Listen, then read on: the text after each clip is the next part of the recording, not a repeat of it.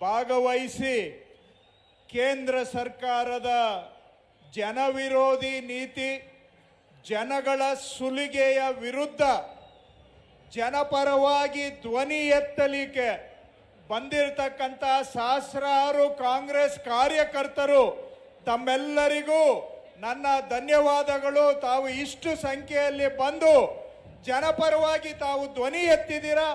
ಕೇಂದ್ರ ಸರ್ಕಾರದ ಬೆಲೆ ಏರಿಕೆ ಶೋಷಣೆಯ ವಿರುದ್ಧ ತಾವೆಲ್ಲ ಧ್ವನಿ ಎತ್ತಿದ್ದೀರಾ. ನಿಮಗೆ ನನ್ನ ಅಭಿನಂದನೆಗಳು ಕೂಡ.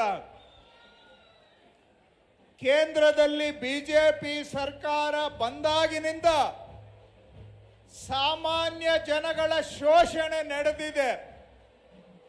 ಬಡವರಿಂದ ಸುಲಿಗೆ ಮಾಡ್ತಾ ಇದ್ದಾರೆ. ಇವರು ಸಹಾಯ ಮಾಡ್ತಾ ಇರೋದು ಮೋದಿ ಅವರ ಸರ್ಕಾರ, ಬಿಜೆಪಿಯವರು ಸಹಾಯ ಮಾಡ್ತಾ ಇರೋದು ದೇಶದ ಬೆರಳೆಣಿಕೆ ಶ್ರೀಮಂತರು, ಅಂಬಾನಿ ಅದಾನಿ ಅಂತ ಅವರಿಗೆ ಲಾಭ ಆಗ್ತಾ ಇದೆ. ಆ ಲಾಭ ಯಾರ ಮೇಲೆ ಆಗ್ತಾ ಇದೆ ಅಂದ್ರೆ ಬಡವರ ದುಡಿಮೆ, ಬಡವರ ಸುಲಿಗೆ ಯಾರ ಮನೆ ಸೇರ್ತಾ ಇದೆ ಅಂದ್ರೆ ಅಂಬಾನಿ ಅದಾನಿ ಮನೆ ಸೇರ್ತಾ ಇದೆ. ಅಂಬಾನಿ ಅದಾನಿ ಪ್ರಪಂಚದಲ್ಲಿ ದೊಡ್ಡ ಶ್ರೀಮಂತರಾಗ್ತಾ ಇದ್ದಾರೆ. ನಮ್ಮ ಹಳ್ಳಿಯಲ್ಲಿ ಇರುವ ತಿಪ್ಪಣ್ಣ ತಿಮ್ಮಕ್ಕ ದಿನೇ ದಿನೇ ಬಡವರಾಗ್ತಾ ಇದ್ದಾರೆ. ಅವರ ಬೆವರು, ಅವರ ದುಡಿಮೆಯ ಲಾಭ ಶ್ರೀಮಂತರಿಗೆ ಸಿಗ್ತಾ ಇದೆ. ಇವತ್ತು ನಾವು ಪ್ರತಿಭಟನೆ ಹಮ್ಮಿಕೊಂಡಿರೋದು ದೇಶದಲ್ಲಿ ಡೀಸೆಲ್ ಬೆಲೆ, ಪೆಟ್ರೋಲ್ ಬೆಲೆ, ಗ್ಯಾಸ್ ಸಿಲಿಂಡರ್ ಬೆಲೆ, ನಾವು ತಿನ್ನೋ ಬೇಳೆ ಕಾಳು, ಮನೆಯಲ್ಲಿ ಉಪಯೋಗಿಸುವಂತಹ ಎಣ್ಣೆ ಅಥವಾ ಒಂದು ಸಣ್ಣ ಮನೆ ಕಟ್ಟಬೇಕು ಅಂತ ಹೇಳಿದ್ರೆ ಸಿಮೆಂಟು, ಸ್ಟೀಲು, ಜನಸಾಮಾನ್ಯರು ಮುಟ್ಟುವ ಎಲ್ಲ ಐಟಮ್ಗಳ ರೇಟು ಕೂಡ ಡಬಲ್ ಆಗಿದೆ, ಟ್ರಿಪಲ್ ಆಗಿದೆ ಬಿಜೆಪಿ ಬಂದ ಮೇಲೆ. ಡೀಸೆಲ್ ಮೇಲೆ ಹಿಂದೆ ಕಾಂಗ್ರೆಸ್ ಗೌರ್ಮೆಂಟ್ ಇದ್ದಾಗ ಕೇಂದ್ರ ಸರ್ಕಾರದಲ್ಲಿ ತೆರಿಗೆ 1 ಲೀಟರ್ ಮೇಲೆ ₹3.40 ಇತ್ತು. ಬಿಜೆಪಿ ಬಂದ ಮೇಲೆ 20 ರೂಪಾಯಿ ಮಾಡಿದ್ದಾರೆ. ಅಂದ್ರೆ 500% ಡೀಸೆಲ್ ಮೇಲೆ ಸೆಂಟ್ರಲ್ ಗೌರ್ಮೆಂಟ್ ತೆರಿಗೆ ಜಾಸ್ತಿ ಮಾಡಿದೆ. ಪೆಟ್ರೋಲ್ ಮೇಲೆ ಹಿಂದೆ ಕಾಂಗ್ರೆಸ್ ಇದ್ದಾಗ ₹9.20 ಇತ್ತು ಸೆಂಟ್ರಲ್ ಗೌರ್ಮೆಂಟ್ ಟ್ಯಾಕ್ಸು. ಇವತ್ತು ಪೆಟ್ರೋಲ್ ಮೇಲೆ 20 ರೂಪಾಯಿ ಆಗಿದೆ ಸೆಂಟ್ರಲ್ ಗೌರ್ಮೆಂಟ್ ಟ್ಯಾಕ್ಸು. ಸುಮಾರು 250% ಜಾಸ್ತಿ ಮಾಡಿದ್ದಾರೆ ಸೆಂಟ್ರಲ್ ಗೌರ್ಮೆಂಟ್ ಟ್ಯಾಕ್ಸು.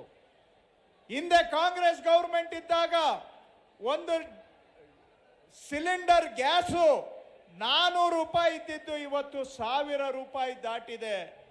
ಅದೇ ರೀತಿ ನೀವು ಎಣ್ಣೆ, ಬೇಳೆ, ಸಿಮೆಂಟು, ಸ್ಟೀಲು, ಸಾಮಾನ್ಯರು ಬಳಸುವ ಪ್ರತಿಯೊಂದು ಐಟಮ್ ಮೇಲೂ ಕೂಡ ಯಥಾತಥ್ವ ರೇಟ್ಗಳನ್ನು ಜಾಸ್ತಿ ಮಾಡಿ ಸಾಮಾನ್ಯ ಭಾರತೀಯರಿಂದ ಒಳ್ಳೆ ಜಿಗಣೆ, ರಕ್ತ ಹೀರಿದ ಹಾಗೆ, ತಿಗಣೆ ರಕ್ತ ಹೀರಿದ ಹಾಗೆ ಸೆಂಟ್ರಲ್ ಗೌರ್ಮೆಂಟ್ ಜನಗಳಿಂದ ಸುಲಿಗೆ ಮಾಡ್ತಾ ಇದೆ.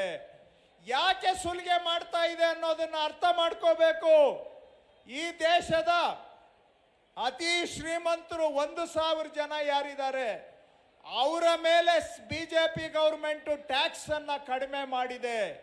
ದೇಶದಲ್ಲಿ ಮೊದಲಿಗೆ ಕಾರ್ಪೊರೇಟ್ ಇನ್ಕಮ್ ಟ್ಯಾಕ್ಸ್ 30% ಇತ್ತು, ಅದನ್ನ 22%ಗೆ 15%ಗೆ ಇಳಿಸಿದ್ದಾರೆ. ಶ್ರೀಮಂತರು ಕಟ್ತಾ ಇದ್ದಿದ್ದ ಟ್ಯಾಕ್ಸ್ ಇವತ್ತು ಸಾಮಾನ್ಯ ಬಡವರ ಮೇಲೆ ಹೇರಿದ್ದಾರೆ. ಕಾರ್ಯಕ್ರಮಕ್ಕೆ ನಮ್ಮ ಪಕ್ಷದ ಅಧ್ಯಕ್ಷರು, ಉಪಮುಖ್ಯಮಂತ್ರಿಗಳು ಮಾನ್ಯ DK ಶಿವಕುಮಾರ್ ಅವರು ಆಗಮಿಸಿದ್ದಾರೆ. ಈ ಕಾರ್ಯಕ್ರಮಕ್ಕೆ ಅವರಿಗೆ ಸ್ವಾಗತ.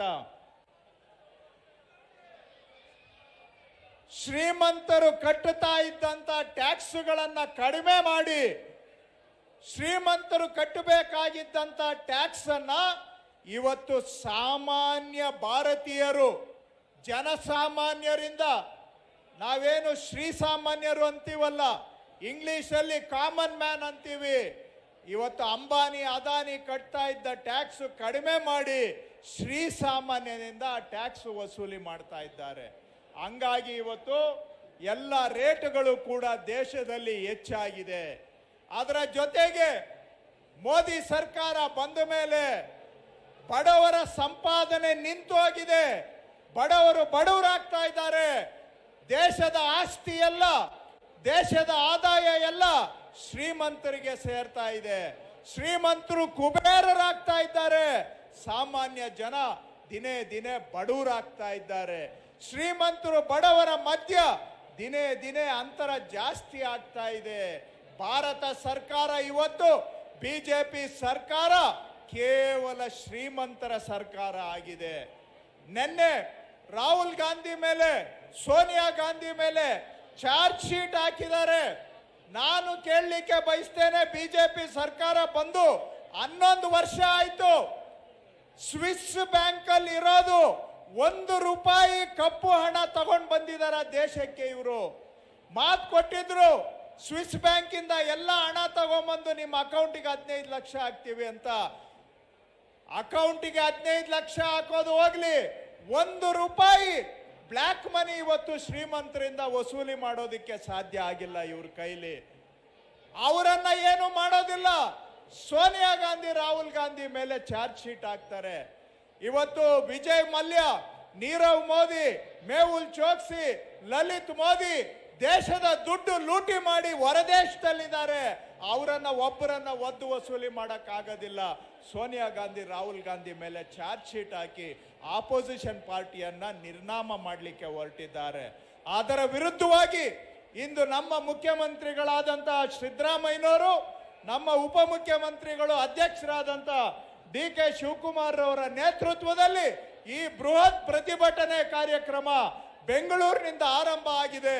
ನಾವು ಕಾಂಗ್ರೆಸ್ಸಿಗರು ಜನವಿರೋಧಿ ನೀತಿ, ಕೇಂದ್ರದ ಜನವಿರೋಧಿ ನೀತಿಯ ವಿರುದ್ಧ ನಮ್ಮ ಹೋರಾಟ ಬರೀ ಬೆಂಗಳೂರಿಗೆ ಅಷ್ಟೇ ಅಲ್ಲ, ಇದು ಎಲ್ಲ ಜಿಲ್ಲಾ ಕೇಂದ್ರದಲ್ಲಿ ಆಗಬೇಕು, ತಾಲೂಕಲ್ಲಿ ಆಗಬೇಕು. ಈ ಹೋರಾಟವನ್ನು ನಾವು ಹಳ್ಳಿ ಹಳ್ಳಿಗೂ ತೆಗೆದುಕೊಂಡು ಹೋಗಬೇಕು. ಇವತ್ತು ಬಡವರ ಸುಲಿಗೆ ಆಗ್ತಾ ಇದೆ. ಬಡವರ ₹1 ವಸೂಲಿ ಮಾಡ್ತಾ ಇದ್ದಾರೆ. ಇದರ ವಿರುದ್ಧವಾಗಿ ಜನಗಳಲ್ಲಿ ಜಾಗೃತಿ ಮೂಡಿಸುವಂತ ಕೆಲಸ ಕಾಂಗ್ರೆಸ್ನವರು ಮಾಡಬೇಕು. ನಮ್ಮ ಹೋರಾಟ ಇವರು ಈ ಬೆಲೆ ಏರಿಕೆಯನ್ನ ಕಮ್ಮಿ ಮಾಡಿ ಜನಗಳನ್ನ ಉಳಿಸೋವರೆಗೂ ನಾವು ಈ ಹೋರಾಟವನ್ನ ಮುಂದುವರಿಸಬೇಕು. ಅಲ್ಲಿವರೆಗೂ ಕಾಂಗ್ರೆಸ್ಸಿಗರು ಈ ಹೋರಾಟಕ್ಕೆ ಸನ್ನದು ಆಗಬೇಕು ಅಂತ ತಮ್ಮಲ್ಲಿ ಮನವಿಯನ್ನ ಮಾಡಿ, ಇಲ್ಲಿ ಜಾಗ ಎಲ್ಲೆಲ್ಲಿಗೂ ಸಾಲೋದಿಲ್ಲ. ನಮ್ಮ ಅಧ್ಯಕ್ಷರು ಇವತ್ತು ಫ್ರೀಡಂ ಪಾರ್ಕ್ ಅಲ್ಲಿ ಫಿಕ್ಸ್ ಮಾಡಿದ್ದಾರೆ. ಬಹುಶಃ ಇವತ್ತು ಬರ್ತಾ ಇರೋ ಜನ ನೋಡಿದ್ರೆ ಈ ಹೋರಾಟಕ್ಕೆ ಬೆಂಗಳೂರೇ ಸಾಲೋದಿಲ್ಲ. ಅಷ್ಟು ಜನ ತಾವು ಕಾರ್ಯಕರ್ತರು ಬಂದು ಈ ಹೋರಾಟದಲ್ಲಿ ಭಾಗವಹಿಸಿದ್ದೀರಾ. ನಿಮಗೆಲ್ಲರಿಗೂ ನಮ್ಮ ಧನ್ಯವಾದಗಳು ಪಕ್ಷದ ಪರವಾಗಿ. ಆದರೆ ಇವತ್ತಿಗೆ ಮಾತ್ರ ಈ ಹೋರಾಟ ಆಗುವಂತಹದ್ದು ಅಲ್ಲ. ಈ ಜನವಿರೋಧಿ ನೀತಿ ಸೋಷಿಯಲ್ ಮೀಡಿಯಾ ಮುಖಾಂತರ ನಾವು ಜನಕ್ಕೆ ತಲುಪಿಸಬೇಕು, ಬೀದಿಗಿಳಿದು ಹೋರಾಟ ಮಾಡಬೇಕು. ಎಲ್ಲಿವರೆಗೂ ಕೇಂದ್ರ ಸರ್ಕಾರ ಈ ಬೆಲೆ ಏರಿಕೆಯನ್ನ ವಾಪಸ್ ತಗೊಳ್ಳೋದಿಲ್ಲ ಅಲ್ಲಿಯವರೆಗೂ ನಾವು ಈ ಹೋರಾಟವನ್ನ ಮಾಡಿ ಜನಗಳಿಗೆ ನ್ಯಾಯ ಕೊಡಿಸೋವರೆಗೂ ಕಾಂಗ್ರೆಸ್ನವರು ವಿರಮಿಸೋದು ಬೇಡ ಅಂತ ಮನವಿ ಮಾಡಿ ತಮಗೆಲ್ಲರಿಗೂ ನನ್ನ ಧನ್ಯವಾದಗಳು. ನಮಸ್ಕಾರ. ಸನ್ಮಾನ್ಯ ಕೃಷ್ಣ ಬೈರೇಗೌಡರಿಗೆ ಧನ್ಯವಾದಗಳು. ಮುಂಭಾಗದ